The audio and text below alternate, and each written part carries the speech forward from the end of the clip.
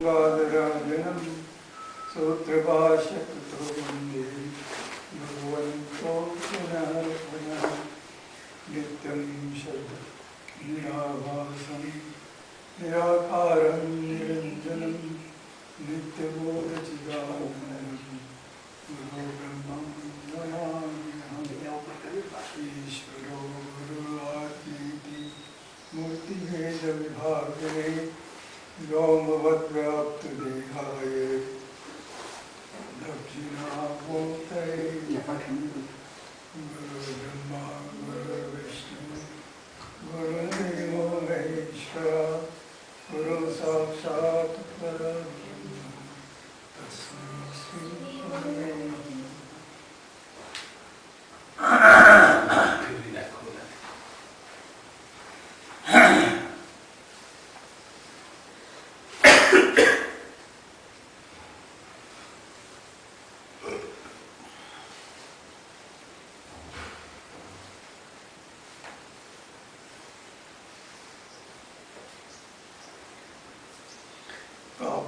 છેલ્લા થોડો સમયથી વિચાર કરીએ છીએ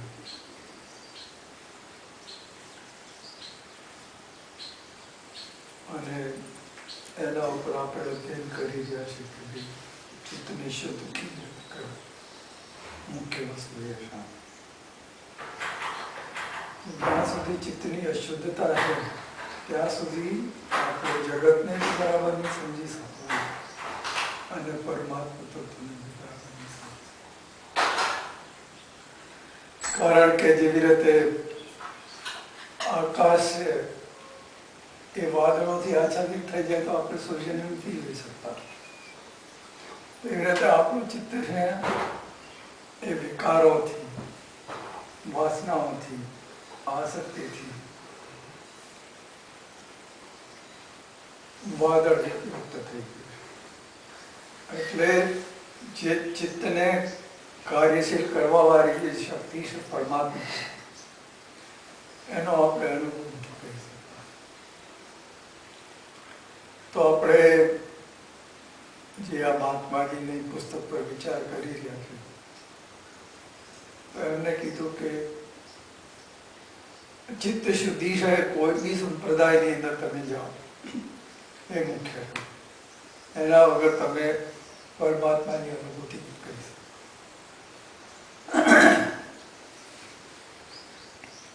તો ચિત્ત શુદ્ધિ માટે અલગ અલગ સંપ્રદાયોમાં અલગ અલગ પદ્ધતિઓ છે, પણ જે મુખ્ય એનો જે બેઝ છે એ તો ચિત્ત શુદ્ધ કરવાનો છે. કોઈ બી રીતે તમે કરો, પ્રયત્નપૂર્વક કરો અથવા તો ગુરુ કૃપા દ્વારા કરો, ઈશ્વર કૃપા દ્વારા કરો, કોઈ બી રીતે ચિત્તને તો શુદ્ધ કરવું પડશે.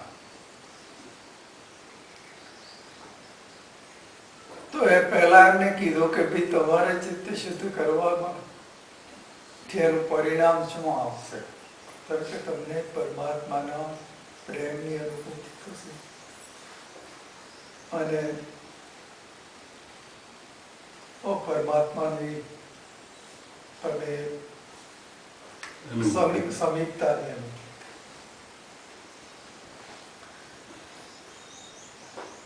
તો એના માટે એમને કીધું કે તમે જે તમારા ચિત્તની અંદર જે બિનજરૂરી અનાવશ્યક વિચારો છે એનો તમે મનમાંથી હટાવી. કારણ કે જ્યાં સુધી ખરાબ ભાવ અને ખરાબ સંસ્કારો છે ત્યાં સુધી તમે તમારું ચિત્ત શુદ્ધ નહીં કરો. તો એના માટે થઈને તમારે સારા ભાવો અને સદ્ગુણનો વિકાસ કરવો પડશે.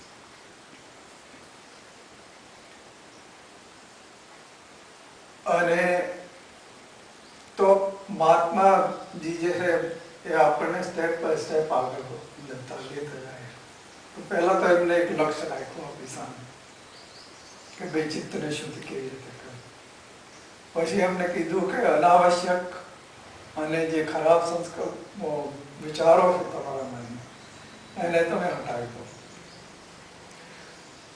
એ હટી જશે એટલે તમારા ચિત્તની અંદર સ્વાભાવિક રીતે સારા સંકલ્પો અને સારા વિચારો તમારા પેદા થશે. પછી એમને કર્મની શુદ્ધિ માટે કે ભાઈ પહેલા તો આપણે ક્યાં ઊભા છીએ ત્યાંથી જ આપણે ચાલવાનું શરૂઆત કરશું. એવું તો છે ને કે જંપ મારીને બીજે, તો એના માટે થઈને કર્મ શુદ્ધિની જરૂર છે. તો કર્મ શુદ્ધિ માટે તમારે મુખ્ય તો એ સમજવાનું કે ભાઈ જે કાંઈ છે એ બધું પરમાત્મા, અથવા તો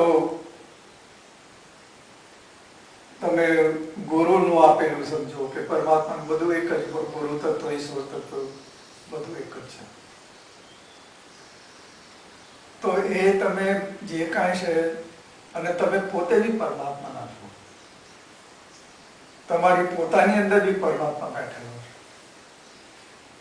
તો એ ભાવને તમે કર્મ શુદ્ધિ અને જે કાંઈ કર્મ છે એ તમે એમનું આપેલું સમજી અને પરિણામની ચિંતા કર્યા કર્તવ્ય બુદ્ધિ સમજીને કરતા રહેશો તો તમારું ચિત્ત શુદ્ધ થઈ જશે. તો ચિત્ત શુદ્ધ, તમારે જે કર્મ શુદ્ધિ થશે એટલે તમારા ચિત્તની અંદર વિવેકની જાગૃતિ, જેમ જેમ કર્મ શુદ્ધિ થતી જશે તો વિવેક દ્વારા તમે બુદ્ધિથી જે કાંઈ વસ્તુ છે એની વાસ્તવિકતાને સમજવાની ક્ષમતા આવશે. તો સારું અને ખરાબ જગતમાં એ બંને વસ્તુ રહેવાની. તો એમાંથી તમે સારું અને ખરાબ એને તમે વિભક્ત કરીને જોઈ શકો. અત્યારે તો આપણે મનના અને વાસનાઓના આવેગની અંદર આપણી બુદ્ધિ છે એના ઉપર આવરણ આવી ગયું છે એટલે આપણે મન દ્વારા જ બધું જોતા હોઈએ. પણ પછી જે વાસ્તવિકતા છે એ તમારી બુદ્ધિ જેમ જેમ તમારા કર્મ શુદ્ધ થઈને તમારી વિવેક જાગૃતિ થતી જશે. તો વિવેક જાગૃતિ થતા થતા પછી તમારું જે હૃદય છે એ તમારા વિવેકની સાથે એક થઈ જશે. તો હૃદય અને વિવેકની એકતા થવાથી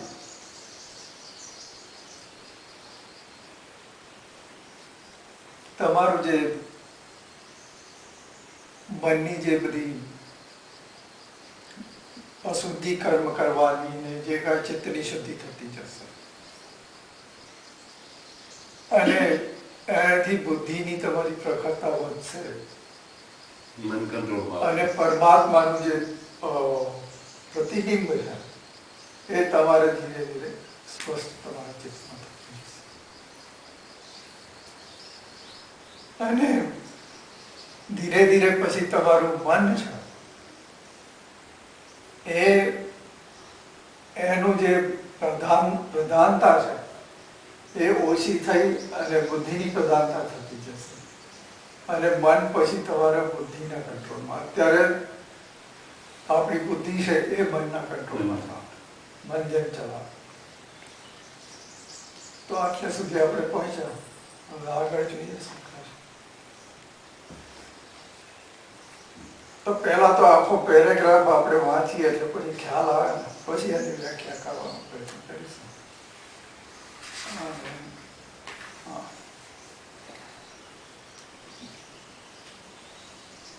साधक को चाहिए कि अपने मन को पुनर्जन्म और नरकादिक या अन्य किसी प्रकार का भय दिखाकर या लालच देकर उसकी रुचि को दबावे, किंतु प्राप्त विवेक के द्वारा उसकी रुचि का निरीक्षण करता रहे ऐसा करने से मन की दशा का ज्ञान उस रुचि के अनुसार आचरण करने पर भी जब मन की उपस्थिति उद्देश्य की पूर्ति नहीं होगी तब वह सुगमता से उस रुचि का परिवर्तन स्वीकार कर लेगा। ऐसा करने से स्वाभाविक ही मन में यह रुचि उत्पन्न होगी कि मुझे ऐसा सुख मिले जो सदा बना रहे, जो कभी घटे नहीं और जिसमें दुख का मिश्रण न हो। इस रुचि के अनुसार जब उसे संसार के विषयों की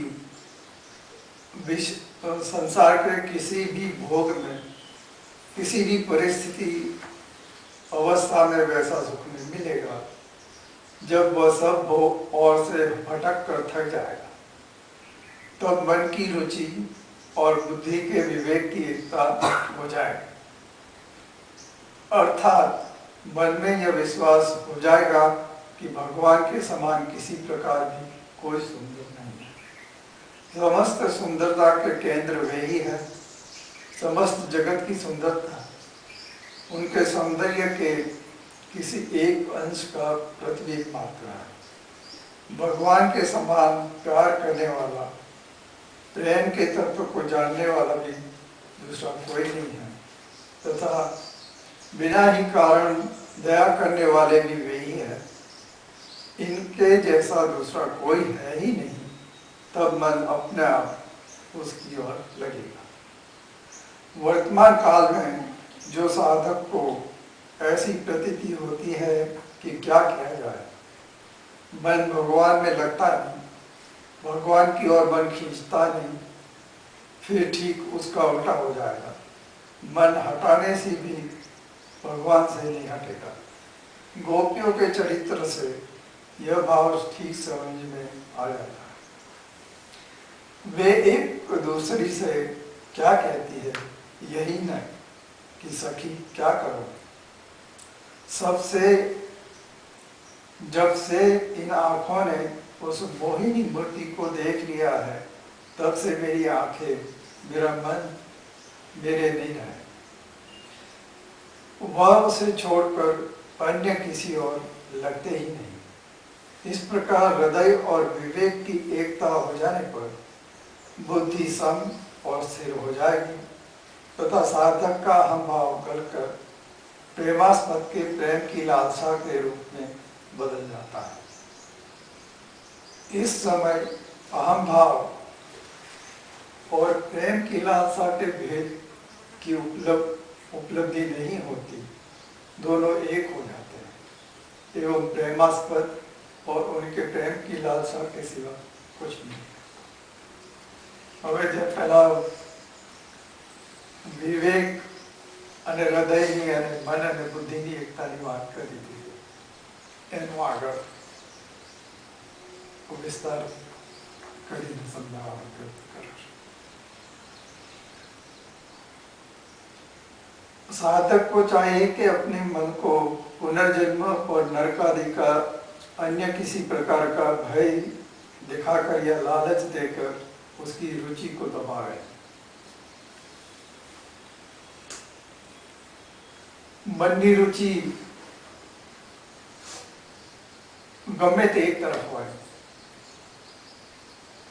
अगर जगत तरफ प्रवाहित थती हो तो ये जगत तरफ, परमात्मा तरफ जती हो तो ये परमात्मा तरफ, गमे ते एक डायरेक्शन में।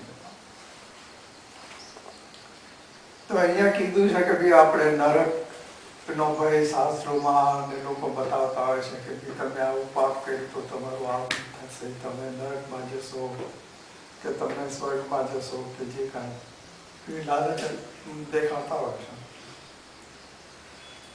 તો એવી લાલચથી તમારી જે રુચિ છે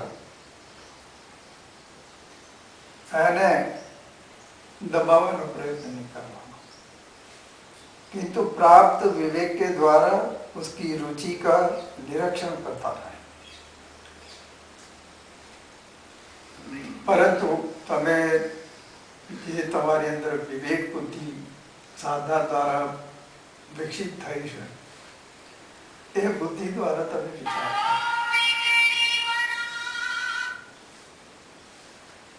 અને તમારા ચિત્તની જે પ્રક્રિયા છે એને તમે વિવેક દ્વારા જોતા.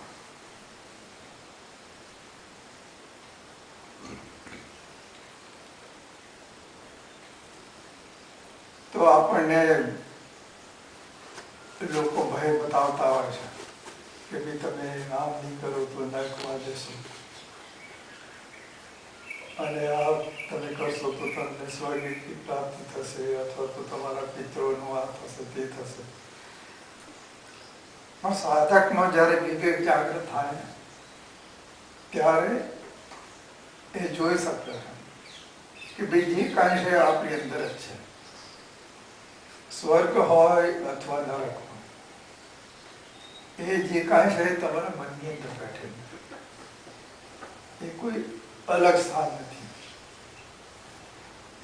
તો ખાલી લોકોને ભય બતાવવા માટે કે ભાઈ સારી રીતે ચાલે, આપણે જે રીતે ગાયને દંડો બતાવીએ છીએ ને તો એક દંડો છે કે માણસ સીધા માર્ગ પર ચાલે. બાકી જે કાંઈ સ્વર્ગ કે નરક જે કાંઈ છે એ આપણી અંદર જ છે, અને એ આપણું મન જ એને પેદા કરે. ઘણા માણસોને આપણે જોઈએ છે કે કોઈ બી કારણ ના હોય તો દુઃખી થતા રહેતા હોય. તો એ નમનનું કારણ. આપણે લગભગ જોઈએ છે કે જે દુઃખના કારણ હોય છે એ બહુ મામૂલી હોય છે, પણ આપણે એને એટલું બધું વિસ્તારી નાખીએ છીએ કે જે હોય છે એના કરતા બહુ આપણને મોટું મેગ્નિફાય કરી નાખીએ. નાનું હોય તો કેવું મોટું મેગ્નિફાય દેખાય. તો દુઃખને તો તમે મેગ્નિફાય કરીને મોટું કરો, પણ કોઈ બી તમારી જીવનની અંદર કોઈ પ્રસન્નતા કે સુખનો ક્ષણ આવ્યો તો એને તમે નાનું કરી નાખો, સંકુચિત કરી નાખો, એટલે કોઈ એમાં ભાગ પડાવે. તો એ જે મન છે એ જ તમારું નર્ક છે, અને મન છે એ તમારું મન છે એ તમારું સ્વર્ગ. અગર તમે જગતના વિષયોની પાછળ ભાગતા રહેશો, આસક્તિ દરેક વસ્તુની અંદર રાખશો, તમે ક્રોધ કરશો, વધારે લઈ લેવાનો પ્રયત્ન કરશો લોભ દ્વારા, તો એ તમને અશાંતિ પેદા કરશે. એનાથી તમને શાંતિ નહીં મળે, ગમે એટલું તમે ભેગું કરશો. અને જે અશાંતિ છે એ નર્ક છે. અને તમે પરમાત્માનું ચિંતન કરશો, તમે અધ્યયન કરશો, કોઈ જાપ કરશો, તમારા ચિત્તને પરમાત્મા તરફ વાળશો, અને એની અંદર ધીરે ધીરે તમારી અંદર ચિત્તની અંદર શાંતિ પ્રાપ્તિ થતી જશે. શાંતિ અને એકાગ્રતા તમારા મનની વધતી જશે. એ જ સ્વર્ગ છે. તો જે કાંઈ છે એ મન જ છે. તો ખાલી તમે ભયનો વિચાર કરી અને મનને દબાવવાનો પ્રયત્ન નહીં કરવાનો, પણ ધૈર્યપૂર્વક સાધન કરી અને એ મનની સ્થિતિ છે એને ઉપર લઈ જવાનું કહે છે ને શાસ્ત્રોમાં કીધી છે કે આપણું મન છે એ જ આપણું મિત્ર છે, અને આપણું મન છે એ જ આપણું શત્રુ છે. જે કાંઈ છે એ મનમાં છે.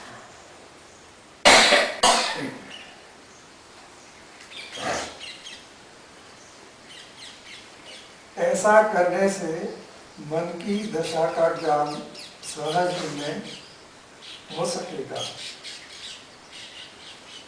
और उस रुचि के अनुसार आचरण करने पर भी जब मन के उद्देश्य की पूर्ति नहीं होगी तब वह सुगमता से उस रुचि का परिवर्तन स्वीकार कर लेगा. આપણે વિવેક દ્વારા આપણા ચિત્તની રુચિનું નિરીક્ષણ કરતા રહેશું.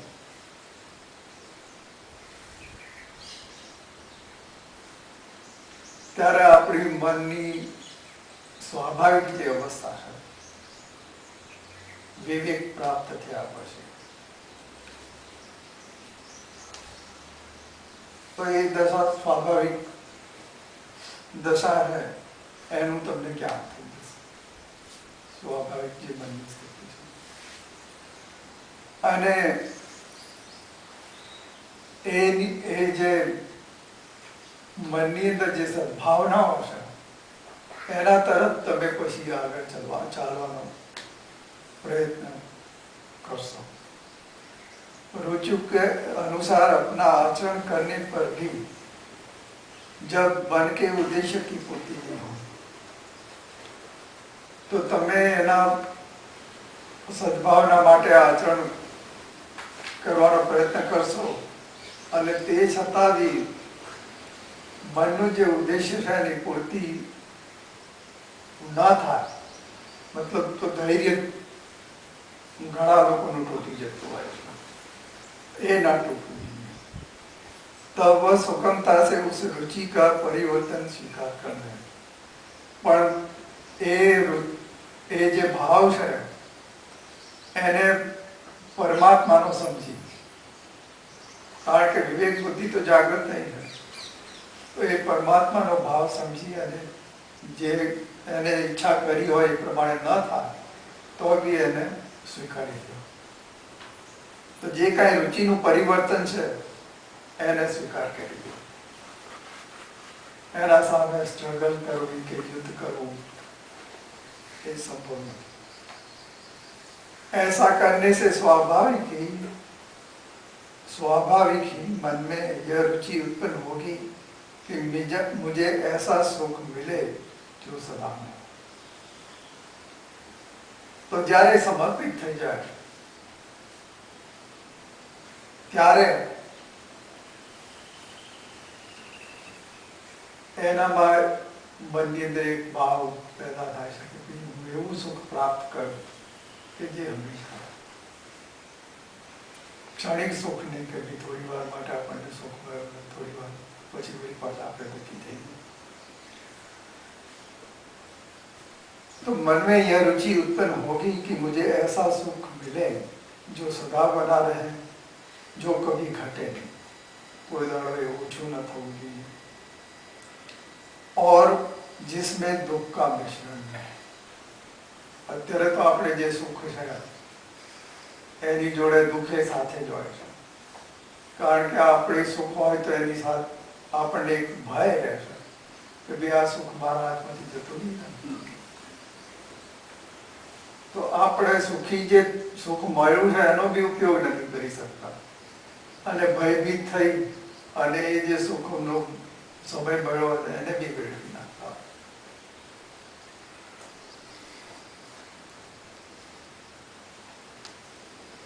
तो कभी घटे नहीं और जिसमें दुख का मिश्रण न हो, मतलब शुद्ध जे सुख कहवामां आवे. इस रुचि के अनुसार जब उसे संसार में किसी भी भोग की किसी भी परिस्थिति अवस्था में वैसा सुख नहीं मिले. જ્યારે એ રુચિ ઉત્પન્ન થશે એના ચિત્તની અંદર ત્યારે સંસારના કોઈ બી ભોગમાં અથવા તો પરિસ્થિતિ સંસારની કોઈ હોય એ અવસ્થામાં એને એવું સુખ પ્રાપ્ત નહીં, કારણ કે એ જોશે કે બી આ જે કંઈ આપણે જગતની અંદર સુખ પ્રાપ્ત કરવાનો પ્રયત્ન કરીએ છીએ પણ એનું પરિણામ તો દુઃખરૂપ જ આવે છે. તો સંસારમાં સુખ છે જ નહીં એ એની સમજણમાં આવી જશે. जब वो सब ओर से भटक कर थक जाएगा, बड़ी तरफ हाथ मारी मारी में थाकी जैसा, अर्थात मन में यह विश्वास हो जाएगा कि भगवान के समान किसी प्रकार भी कोई सुंदर नहीं. પછી એને ધીરે ધીરે સમજમાં આવશે કે ભાઈ ભગવાન જે છે એ જ સત્યમ શિવમ સુંદરમ, એના સિવાય બીજી કોઈ વસ્તુમાં એટલી સુંદરતા નથી. સમસ્ત સુંદરતા કે કેન્દ્ર વહેરી હૈ, મતલબ જેટલી જે કાંઈ સુંદર છે એ બધું એ પરમાત્મામાંથી જ નીકળેલું છે, પરમાત્માની અંદર જ વિલીન થઈ જાય. એટલે કેન્દ્ર છે તો પરમાत्मा જ છે सुंदरता. समस्त जगत की सुंदरता और सौंदर्य के किसी एक अंश का प्रतिबिंब मात्र है. मतलब सारा जगत ની જે કાંઈ સુંદરતા છે એ પરમાત્માની એક સામાન્ય નાના એવા અંશ બરાબર છે. તો આપણે એ વિચાર કરીએ કે ભાઈ આ જગત આપણને આટલું સુંદર લાગે છે, परमात्मा निर्माण करे तो ये खुद कितना सुंदर. भगवान के समान प्यार करने वाला, प्रेम के तत्व को जानने वाला दूसरा कोई नहीं. कारण के जे कहीं है तो परमात्मा थी जे आवेलू है, तो अपेक्षा रहित प्रेम केवी रीते करवो એ પરમાત્મા સિવાય બીજું કોઈ કરી શકે નથી. જગતમાં તો દરેક મનુષ્યની અંદર કોઈને કોઈ અપેક્ષા રહેવાની, અપેક્ષા વગર તો કોઈની સાથે વાત બી નહીં કરવાની, કોઈને કોઈ આશા તો નથી. પણ પરમાત્મા એવો છે જ્યારે કે કોઈ અપેક્ષા કોઈની પાસે, તમે એનું ભજન કરો તો બી ઠીક, ન કરો તો બી ઠીક, તમે એને ગાળો આપો કે એનામાં પ્રાર્થના કરો કે ગમે તે કરો, એને કઈ ફરક નથી પડતો. પણ એને જે કઈ વ્યવસ્થા કરેલી છે એ પૃથ્વી, અગ્નિ, જલ, વાયુ, આકાશ એ બધાને સમાન રૂપે આપતો છે, એમાં કઈ ભેદભાવ નથી. તો નિસ્વાર્થ પ્રેમ જેને કહેવામાં આવે એ પરમાત્મા સિવાય બીજા કોઈ કરી શકે નહીં. तथा बिना ही कारण दया करने वाला कोई भी कारण होगा, कारण के दरेक जीव पर एनी कृपा है, बधाई जे काई जीवोनी आवश्यकता है ये बधी एनी पोती करता है. उसके जैसा दूसरा कोई है ही नहीं, तब मन अपने आप उसकी ओर लगे. જ્યારે એમ થાય કે ભાઈ આ જગતની અંદર કાંઈ સુખ કે કાંઈ છે, સુખનો જે સ્ત્રોત છે એ તો પરમાત્મા તત્વ છે. ને જ્યારે સમજાઈ જશે વિવેક દ્વારા, ત્યારે મન છે એ સ્વાભાવિક રીતે પરમાત્માની તરફ ડાયવર્ટ થઈ જશે. वर्तमान काल में जो साधक ऐसी प्रतीति, वर्तमान काल में जो साधक को ऐसी प्रतीति होती है कि क्या किया जाए, मन भगवान में लगता है. આજના સમયમાં આપણે જોઈએ છે કે લોકો એટલા બધા બિઝી થઈ ગયા છે કે સવારથી તમારા છોકરાઓને સ્કૂલે જવાની તૈયારી કરી હોય, જોબ પર જાઓ, काम करो, त्या भी तमारे जात जातना माणसो भागी करવું પડે. તો લોકોની પાસે સમયનો એટલો બધો અભાવ થઈ ગયો છે કે મન ભગવાન તરફ જવાનો ટાઈમ નથી, ભગવાનનું ભજન કરવાનું કે સાધન કરવાનું.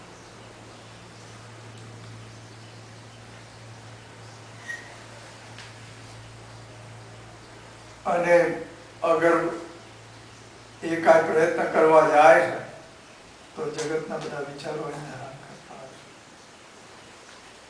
એટલે એમ કે ભગવાનનું મન તો લાગતું નથી. ભગવાન की ओर मन खींचता नहीं, કારણ કે આપણું જે મન છે એ તો જગતના વિષયોએ એના ઉપર કંટ્રોલ કરી લીધો છે. तो परमात्मा तरफ एक ही बात कहना चाहो,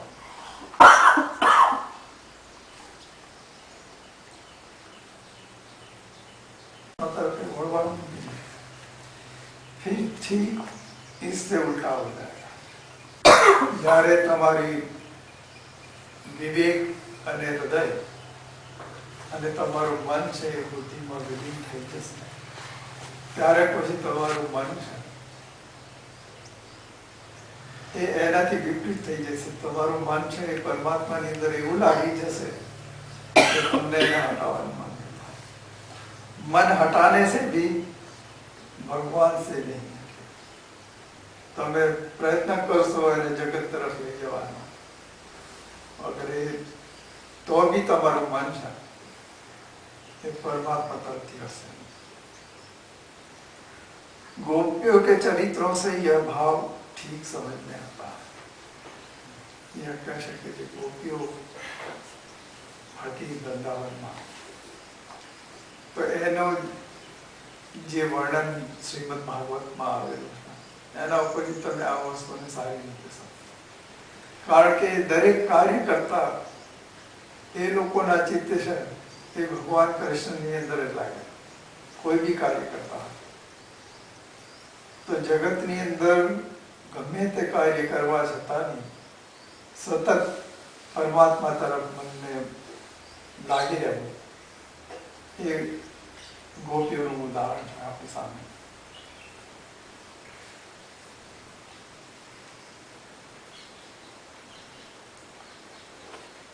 वे एक दूसरे से क्या कहती हैं, यही नहीं कि सखी क्या करे.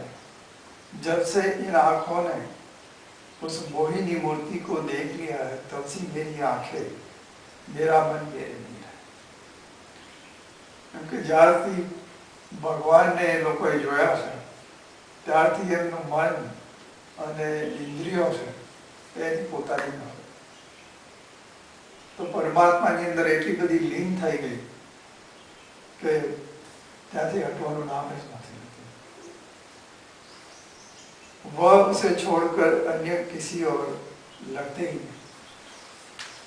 એમ કે એ એટલું બધું ઓતપ્રોત એ લોકોનું મન પરમાત્માની અંદર થઈ ગયું છે કે એને લાખ હટાવવાનો પ્રયત્ન કરે તો બી હટતું નથી.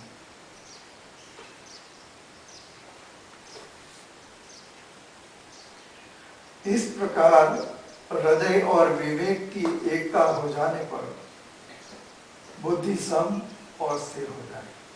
જ્યારે પરમાત્માની અંદર તમારા મન અને ઇન્દ્રિય સંપૂર્ણ રીતે ઓતપ્રોત થઈ જશે ત્યારે પછી તમારા હૃદય અને વિવેકની એકાગ્રતા થઈ બંને એક થઈ જાય અને બુદ્ધિની સ્થિર અવસ્થા. એટલે તમારી બુદ્ધિ છે તે સ્થિર થઈ જશે અને જગત તરફથી એ અપ્રભાવિત, મતલબ જગતના કોઈ બી કારણ હોય એનો પ્રભાવ એના ચિત્ત પર નહીં પડે. એમાં સમતા હોવાથી. કારણ કે અત્યારે આપણું બેલેન્સ છે. ભાઈ ત્રાજવું છે, તમે પકડો, એકની અંદર તમે સામાન નાખો તો એક નીચે ઉપર થવાનું ને, આ બાજુ નાખો તો આ બાજુ ઉપર જશે ને આ બાજુ. તો એ ન હોય એટલે બેલેન્સ બરાબર રહે. તો જ્યાં સુધી વજન પડેલો છે ગમે તે પલ્લુની અંદર ત્યાં સુધી હું પરિચિત હોઉં. તો તે જગતરૂપી જે આપણે વજન નાખ્યા કરીએ આપણી ઈચ્છાઓ વાસનાઓનું તો એના બેલેન્સ નથી. પણ હૃદયને વિવેકની એકાગ્રતા થઈ જશે એટલે બુદ્ધિની અંદર પછી એ જે તમારા જે વજન છે એ હટી જશે ને તમારું બુદ્ધિ છે એ સ્થિર થઈ જશે. तथा साधक का अहम भाव गलकर प्रेमास्पद के प्रेम की लालसा के रूप में बदल जाता है. જ્યારે બુદ્ધિની સમ અવસ્થા આવશે ત્યારે પછી આપણો જે અહંકાર છે કે ભાઈ આ હું કરું છું, આ મારું છે, એ ધીરે ધીરે સમાપ્ત થતું જશે. અને એ અહંકાર ગલિત થવાથી પરમાત્માનું જે પ્રતિબિંબ છે એ સ્પષ્ટ થતું જશે. તો એમાંથી જે ઉદ્ભવતી શાંતિ છે અને આનંદ છે એની એને અનુભૂતિ થવા લાગશે. उस समय अहम भाव और प्रेम की लालसा के भेद की उपलब्धि होगी.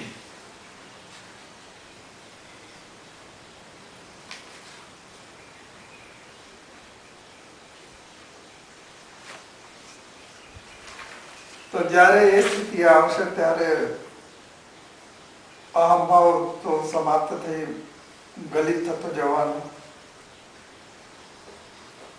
અને પ્રેમની લાલસાથી જે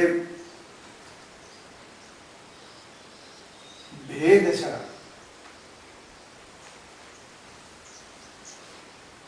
જગત અને ઈશ્વરનો એ ભેદની समाप्ति થતી જશે. दोनों एक हो जाते हैं. ત્યારે પછી ભેદ સમાપ્ત થઈ ગયા પછી જીવાત્મા અને પરમાત્મા બંને એ વધારે ને વધારે એકાબીજાની સમીપતાને અનુભવ કરશે. एक हो जाते हैं एवं प्रेमास्पद और उसके प्रेम की लालसा के सिवा कुछ नहीं. જ્યારે ભેદભાવ આવી જશે ત્યારે પછી બીજું કઈ રહેશે નહીં. તો એ અને પરમાત્મા તો બી સૂક્ષ્મ અહંકાર તો હજુ રહેવાનો. તો આજનો તો પેરેગ્રાફ પૂરો થયો. બીજું કઈ કોઈને કઈ પૂછવા કરવાનું હોય તો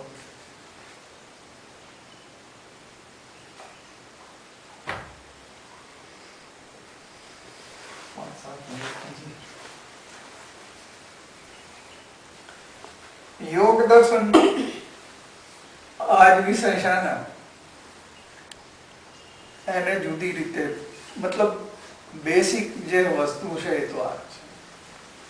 આ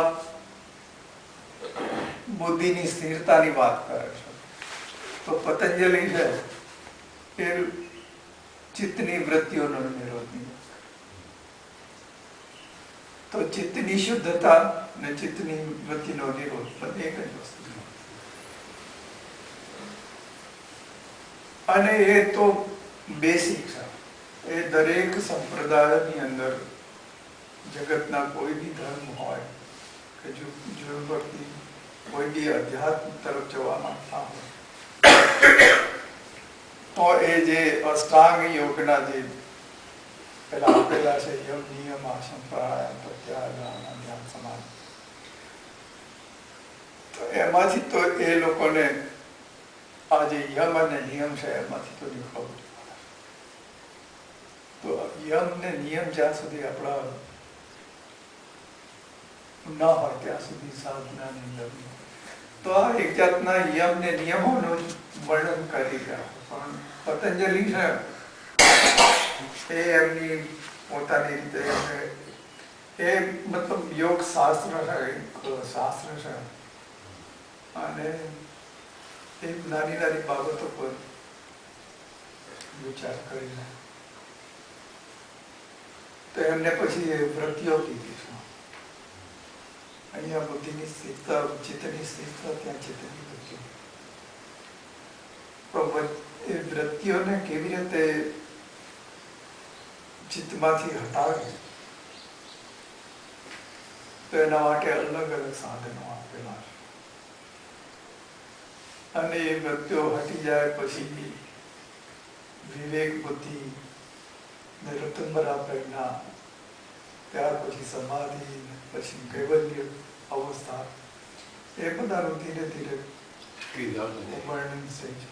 તો એ જ આ બુકમાં બી એવી રીતે. અને જગતના તમે જેટલા બી મહાપુરુષો થઈ ગયા, ઇવન ક્રિશ્ચિયાનિટીમાં, મુસ્લિમમાં જે સૂફી થઈ ગયા, બુદ્ધનો તો ખેર આપણે ચિત્તની આ સ્થિતિમાંથી પસાર થયેલા.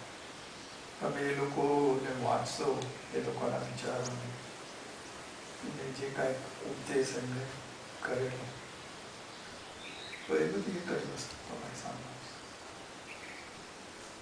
તો મુખ્ય વસ્તુ છે ચિત્તની શુદ્ધિ. એ ચિત્તની શુદ્ધિ છે એ સાધના દ્વારા થવી સંભવ છે. પણ એમાં બી અગર તમારે ઈશ્વર કૃપા કે ગુરુ કૃપા ભરી જાય તો તમારું કામ વધારે સંતોષ. સ્વામી, નિત્ય કર્તવ્ય કર્મ આપણા માટે જેમ નક્કી કરીને મોકલા છે, ઈ શું છે? આ ગીતામાં કહે છે કર્તવ્ય કર્મ તમારે તમને મોકલ, ઈ કરવું, ઈ શું છે? કર્તવ્ય તરીકે આપણને મોકલા કે ભાઈ આ કર્તવ્ય તમે કરો, ઈ નહીં કર્મ. જો કૃષ્ણ ભગવાન છે તો પેલા અર્જુન છે તો ક્ષત્રિય હતો, તો ક્ષત્રિયનો ધર્મ છે કે ભાઈ જગતની અંદર કે રાજ્યની અંદર એની વ્યવસ્થા સચવાઈ રહી, અરાજકતા ન થાય, કોઈ ખોટા કામ ન કરે, કોઈ ચોરી ન કરે, કોઈ બીજા. તો ક્ષત્રિયનું કર્તવ્ય એ છે કે અગર કોઈ એવું કરે તો એને એની સજા, મતલબ જગતની વ્યવસ્થા માટે છે. તો હવે ક્ષત્રિય તો એમ તો કર્તવ્ય હતું કે ભાઈ રાજ્ય છે સારી રીતે ચાલવું પડે, લોકોને કોઈ બી તકલીફ ન. પણ કૌરવો છે એ લોકોને હેરાન કરી અને ખોટી રીતે એ લોકોએ એનું રાજ્ય પરથી પચાવી પડે છે. તો હવે એનું કર્તવ્ય એઝ એ ક્ષત્રિય કે ભાઈ તમે વગર કારણે કોઈને તકલીફ આપો તો એને તમને સજા આપી, તમારું કર્તવ્ય થઈ જાય છે. આપણે મહાભારતમાં જોઈએ છે કે એના ઉપર કેટલું વીતેલું. પાંચે પાંડવો જ્યાંથી પેદા થયા હતા. હવે યુદ્ધ માટે તૈયાર. સૌથી પહેલા તો એ જ થનગનતો હતો યુદ્ધ માટે. અને જ્યારે યુદ્ધનો સમય આવ્યો અને બંને સેનાઓ યુદ્ધ ક્ષેત્રની અંદર ભેગા થઈ, તો જ્યારે એને જોયું કે ભાઈ સામે તો ભીષ્મ પિતામહ છે, ગુરુ દ્રોણાચાર્ય છે, ગુરુ પાસેથી એ નાનો થઈ મોટો થયેલો સંસ્કારો વિદ્યાર્થી એની પાસેથી બધી પ્રાપ્ત કરી, તો એને વિચાર આવ્યો કે ભાઈ આ લોકોને મારીને હું શું કરીશ? કારણ કે જે કાંઈ હું કરી રહ્યો છું એ તો આ બધાની પ્રસન્નતા માટે છે. આ લોકો જ મારા જે બધા સગાઓ છે, ગુરુજન છે કે પિતામહ છે કે મામા છે કે કાકા છે, બધાને મારે. તો એનામાં વૈરાગ્યની ભાવના આવી. તો એ એનું જે કર્તવ્ય યુદ્ધ કરવાનું હતું એ કર્તવ્ય તરફથી હટી ગઈ. અને એને વાત કરવા માંડી કે અરે આના કરતા તો જંગલમાં જઈ અને ભગવાનનું નામ લેવું સારું, અથવા તો ભિક્ષા પાત્ર લઈને ભિક્ષા માંગીને ખાવું. અગર આ બધું મને મળી જાય તો બી અગર આ લોકો રહેશે નહીં તો મારે શું કામ? તો ભગવાને કીધું કે ભાઈ તું ક્ષત્રિય છો તો તારે તો યુદ્ધ કરવું જ પડશે, કારણ કે તારો સ્વભાવ છે.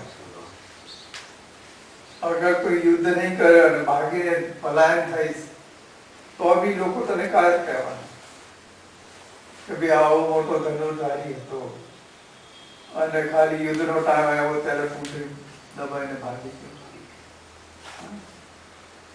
તો એને કીધું કે આ લોકો હંમેશા તો રહેવાના છે, બે આજે છે કાલે આ લોકો વૃદ્ધ થઈ ગયા હવે મરી જશે. તો તું માર કે ના માર એ તો મરવાના જ છે. તો તારું કર્તવ્ય છે કે જે કઈ સામે પરિસ્થિતિ આવી એનો હિંમતપૂર્વક સામનો કરી અને એ કર્તવ્યનું પૂરું કર. પછી જે કાંઈ તને અગર તને સ્વર્ગ મળે કે ન મળે કે જે કાંઈ મળે એના પરિણામથી તને પોતાને અલગ કરે. બીજું કાંઈ કર્તવ્ય કર્મ કરવાનું કે આપણું કર્મ જે આપણને કરવા મોકલા એ આપણે દૃઢતાપૂર્વક કરવું એ હા એટલે તને વાનપ્રસ્થ થવાનું ક્યાં કહીએ.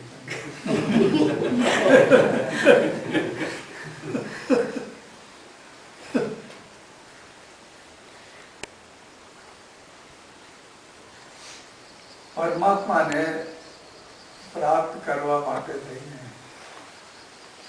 ક્યાં છોડવાની જરૂર નથી. પણ ખાલી મનમાં એ વિચાર કરી લે કે આપણે છોડવાની જરૂર નથી એનાથી કાંઈ નથી થવાનું. તમે ગમે ત્યાં રહી અને પરમાત્માનું ભજન કરી શકો. તમે જગતથી દૂર જંગલમાં કે આશ્રમોમાં જઈને રહેશો તો ત્યાં બી તમારે એ જ કરવાનું છે. ઘરે રહીને કરશો તો ત્યાં બી એ જ કરવાનું. કારણ કે એ જે ટ્યુબ છે પરમાત્મા તરફ લઈ જવાની એ એટલી સાંકડી છે કે એમાંથી ખાલી એક જ વ્યક્તિ પસાર થઈ શકે. ત્યાં બીજું સાથે કાંઈ જઈ ન શકે. તો પરમાત્માને પ્રાપ્ત કરવા માટે થઈ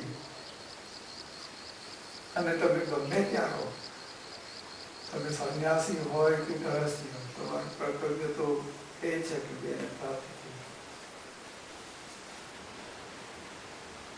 તો કર્મ કરવા છતાં બી આપણે તો ઘણા સંતોના ઉદાહરણ થઈ ગયું. આપણે જે ભારતમાં છે એ લોકો ગ્રસ્તી હતા તો બી એ લોકોની એવી ઉચ્ચ અવસ્થા હતી કે સંન્યાસી નથી.